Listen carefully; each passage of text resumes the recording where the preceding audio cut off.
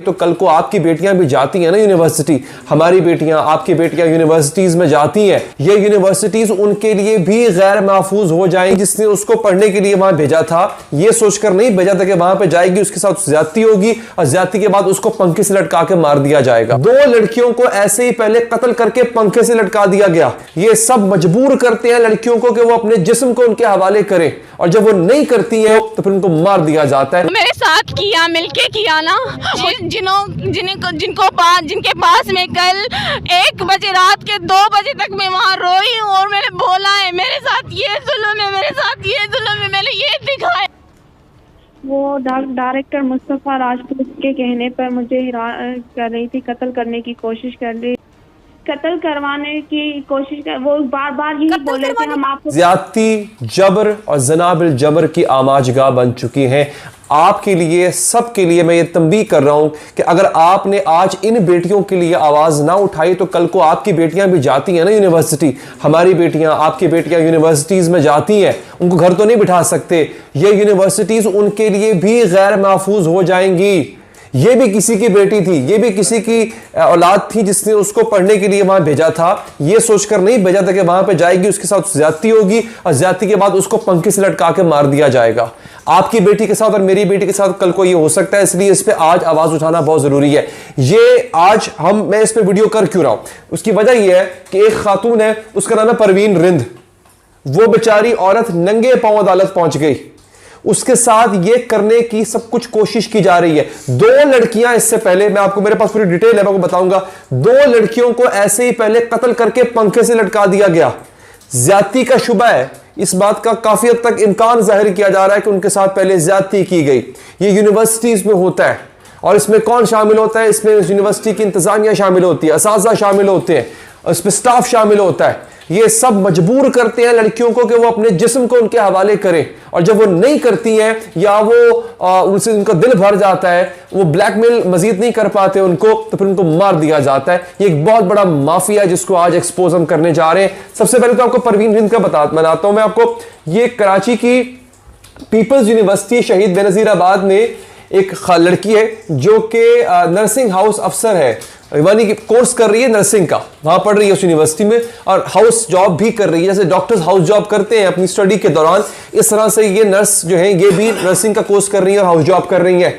अच्छा, Sindh high court में उनका केस लगता है और उन्होंने ये बताया कि जनाब परवीन रिंद ने कहा कि इनके कमरे में 3 खवातीन दाखिल होती हैं, तशद्दुद करती हैं, घसीटती हैं, पूरी यूनिवर्सिटी के सामने मारती हैं। वजह उसकी यह थी कि वो यूनिवर्सिटी मैनेजमेंट चाहती है कि जिस तरह से जो वहां के मैनेजमेंट चाहती है कि ये अपने आप को, अपने जिस्म को हमारे सामने पेश करें, लेकिन इस लड़की ने इनकार कर दिया।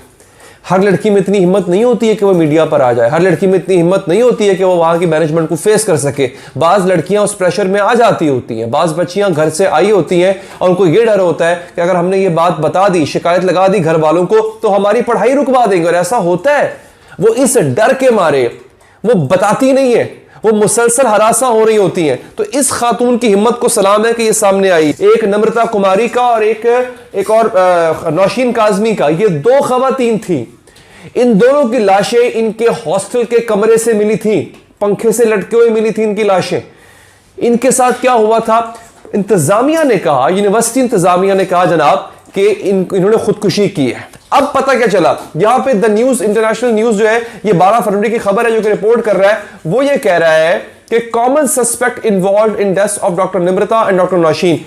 दोनों खवातीन के डीएनए सैंपल लिए गए और वो मैच हुए एक ही बंदे से। यहां पे ये वो मकाम है कि जहां पे आप अपना सर पकड़ के बैठ जाते हैं कि ये हो क्या रहा है इस मुल्क में, सिंध की यूनिवर्सिटीज में हो क्या रहा है। दोनों कत्लों की वारदात बिल्कुल मुख्तलिफ है, जगह मुख्तलिफ, साल मुख्तलिफ और डीएनए एक बंदे का मैच कर रहा है। मेरे साथ किया, मिलके किया ना, मुझे पेरेंट के साथ मिलने नहीं दिया जा रहा था, मेरे रूम में किसी को छोड़ा नहीं जा रहा था, मुझे रूम बंद करके मारा गया। अभी जो मुझे बार विंग्स में मारा, सारी हॉस्टल देख रही थी, किसी ने कुछ भी उनको नहीं बोला। सारी क्या मुतालबा करेंगे आप? मैं यही मुतालबा करूंगी, हमारी FIR दर्ज हो, हम तभी यहाँ से उठेंगे। हम ऐसे नहीं उठेंगे। जिनके पास मैं कल 1 बजे रात के 2 बजे तक मैं वहाँ रोई हूँ और मैंने बोला है मेरे साथ ये जुल्म है, मेरे साथ ये जुल्म है, मैंने ये दिखाया है, उन्होंने भगा भगा के मुझे लौटा दिया। ने पुलिस को जो बयान दिया था कि कुछ खवातीन ने यहाँ पर तशद्दुद किया था, वो खवातीन कौन थी? उनकी आपसे कोई दुश्मनी थी या फिर किसके कहने पर उन्होंने ऐसा किया, आपको कुछ अंदाज़ा हो? वो डायरेक्टर मुस्तफ़ा राजपूत के कहने पर मुझे कर रही थी, कत्ल करने की कोशिश कर रही थी और मैं अपने रूम में बैठी थी। 9 बजे का टाइम था, सुबह 9 बजे का टाइम था, मैं अपने रूम में बैठी थी। अचानक से आके उन्होंने दरवाज़ा लॉक किया और उसके बाद मेरा गला दबाया, मुझ पे तशद्दुद किया। जब मैं रो के और चिल्ला के मैं उनसे पूछ रही थी मुझे क्यों मारा जा रहा है, मुझे क्यों मारा जा रहा, उन्होंने मेरी सांस बंद कर दी, मेरा मुंह बंद कर दिया। जब मैं उनको छुड़वा के मैं भागने लगी और मैं अपने वालिदैन से कांटेक्ट करने लगी तो वो मुझे घसीटते हुए मेरे साथ मुझसे मोबाइल छीनी और मुझे कांटेक्ट नहीं करने दिया जा रहा था और ऊपर से दीवारों पे मारा जा रहा था। जब मैं बाहर की तरफ भागने लगी तो मुझे बाहर विंग में मारा गया, मुझे दीवारों पे मारा गया। डॉक्टर परवीन, ये जिन्होंने आप पर इतना ये तशद्दुद किया वो कौन थी? वो वार्डन थी, फरीन और आतिका, ये दोनों वार्डन थी। नहीं, ये हॉस्टल की वार्डन्स आप पे तशद्दुद करती रही? जी, वार्डन तशद्दुद करती रही मुस्तफ़ा राजपूत के कहने पर। डॉक्टर परवीन, मैं कुछ समझना चाहती हूँ, किसके कहने पर? मुस्तफ़ा राजपूत के कहने पर। मुस्तफ़ा राजपूत कौन है? मुझे बार डायरेक्टर है वो। अच्छा, डॉक्टर गुलाम मुस्तफ़ा जो है उनकी आप बात कर रही हैं, जो डायरेक्टर हैं। अच्छा, मुझे बताएं, जो डायरेक्टर हैं मतलब उनका ताल्लुक है, उनकी सलाम दुआ बहुत अच्छी है, या वो भी जाहिर बात है वो डायरेक्टर थे तो वो भी अपनी जॉब के हाथों मजबूर होकर आप पे तशद्दुद कर रहे थे? बहरहाल बनता नहीं था वार्डन्स का आप पे इस तरह तशद्दुद करना। आपको क्या समझ आई ये पूरी बात? और वो डायरेक्टर साहब आपसे क्या चाहते थे? वो डायरेक्टर मुझे बार हरासमेंट कर रहे थे, वक्तन मुझे हरासमेंट कर रहे थे, जिनसी हरासमेंट कर रहे थे। क्या कहते क्या थे? वो कहते क्या थे कि अगर आप उनकी बात मान लेंगी और अगर आप बात नहीं मानेंगी तो क्या करेंगे? इम्तिहान में आपको फेल करवा देंगे या आपको यूनिवर्सिटी से निकलवा देंगे? इस किस्म की धमकियां भी देते थे?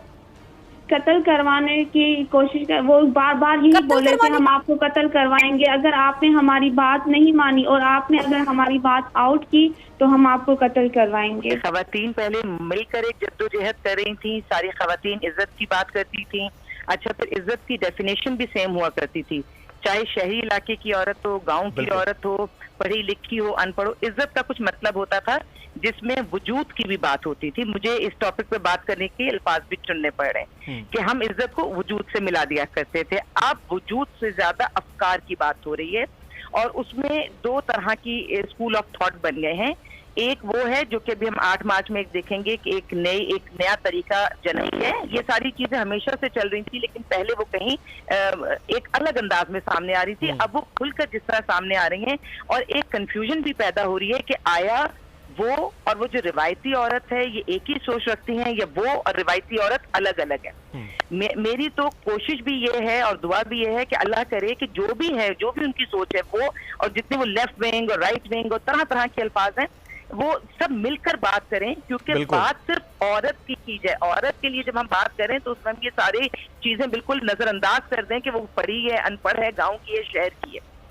औरत की डेफिनेशन इज्जत की नहीं बताई जाएगी ना, ये कंफ्यूजन रहेंगी। हमने देखा कि हम कभी हिजाब पर आ जाते हैं, कभी नकाब पर आ जाते हैं, कभी हम और उसको मजीद डिफाइन करते हैं। ये कभी हमारा एजेंडा रहा नहीं। असल में ये तफरीक, ये सोच पैदा करके जैसे हमारे मजहब में फिरके बने ना, इसी तरह यहाँ भी फिरके बनाए जा रहे हैं कि ये इस तरह के लिबास में ऐसी है, ये इस तरह के लिबास में ऐसी है। मैं सबसे इसका क्या मतलब है? और डीएनए जब मैच कर रहा होता है तो ये डीएनए लिया कहां से जाता है? इसको मेडिकल स्टूडेंट्स ज्यादा बता सकते हैं बेहतर। इसको विस्केसरा कहते हैं।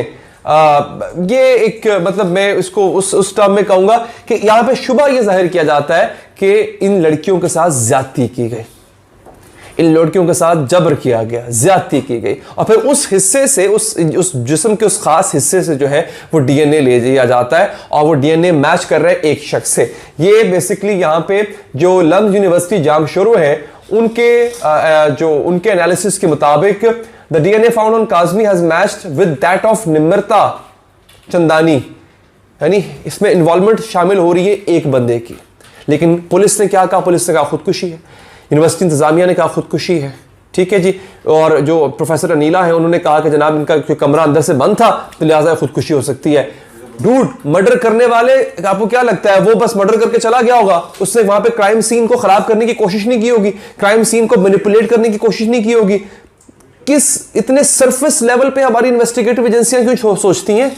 ये डीप जाके क्यों नहीं सोचती हैं? जो शख्स कोई गुनाह करता है वो हमेशा उस क्राइम सीन को खराब करने की पूरी कोशिश करता है। तो आप सरफेस लेवल पे जाहिरी चीजें देख के आप कोई नतीजा अखज नहीं कर लेते, लेकिन इन्होंने फाइल बंद करने के लिए, फाइल दाखिल दफ्तर करने के लिए इन्होंने ठप्पा लगा दिया कि ये खुदकुशी थी और मामला खत्म हो गया। नहीं, हुआ ये कि इनके लवाहिकीन तो मुसलसल आवाज उठा रहे हैं। अब हो सकता है कि अगर इनमें वही हिम्मत इन बच्चियों में होती या इनके वो हालात होते कि जैसे इस वक्त जो है परवीन रिंद के हैं, परवीन रिंद तो सामने आ गई ना, इन बेचारियों को तो जान चली गई, इन बेचारियों को तो मौका भी नहीं मिला कि ये सामने आ सके, लेकिन ये लड़की, ये बच्ची